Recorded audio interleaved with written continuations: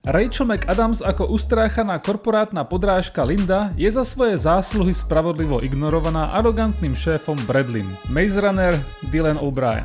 V prvých minútach je Rachel až odpudivá, čo ma prekvapilo, pretože Rachel je veľká kočka. Ale netreba zúfať, pretože potom utrie pusu, rozpustí vlasy a zase je to Havaj. A hlavná rola v tomto filme jej veľmi svedčí. Rachel je totižto stratég, analytik a prepper. To je ten typ človeka, ktorý sa celý život pripravuje na apokalypsu, ktorá nakoniec nepríde, ale keby prišla, tak vie úplne presne ako bojovať jak s emzákmi, tak aj zombíkmi.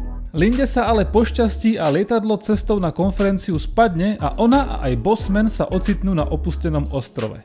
Bradley má ale stále korporátnu myseľ a bazíruje na hierarchii. Linda, veľká faninka reality show Survivor, ale začne hrať svoju vlastnú hru. Z veľkej časti klasická zápletka, ktorú sme už mohli vidieť mnohokrát. Naposledy napríklad vo filme Triangle of Sadness, ktorý ale bol o viac artový, než by jeden očakával a chcel. Ako kontrast k tomuto artovejšiemu filmu je Send Help klasický blockbuster s prvkami Sama Raimiho.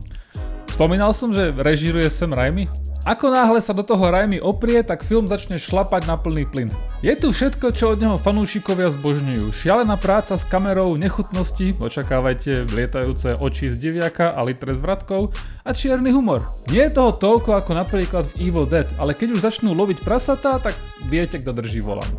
No film nie je úplne bez problémov. Mimo to, že je to jednoduchá jednohúbka, to znamená veľké očakávania úplne neuhasí, tak v strednej pasáži mi úplne neštimovalo rozprávanie. Ako divák som vedel v podstate úplne všetko, alebo skoro všetko. Všetky informácie, ktoré boli dôležité, som mal na tanieri. To ale neplatí pre postavy filmu, hlavne bossmana. Ten nevedel zhola nič. A tým pádom jeho motivácia a hlavne správanie mi nedávalo extra zmysel.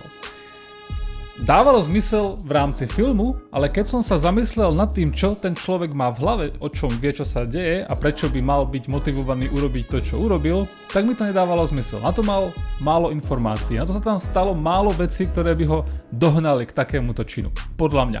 Tam si to rozprávanie zaslúžilo viac. Ten scenár mal viac uviesť ten vzťah, ktorý medzi sebou títo dvaja majú a že je treba urobiť rázne činy. Ale to sa nestalo. Tie činy sa stali tak nejak náhodou náhle, bez väčšieho vysvetlenia. Záver ma ale moc pobavil. Nie je to nič extra originálne, ale páčilo sa mi, ako film chytil za pačesy to, čo tam mal podané a bez pardónu ho zneužil maximálne, ako sa len dalo. To prepnutie z toho Survivor filmu na horor, ten ma bavil moc na záver. To som bol moc spokojný.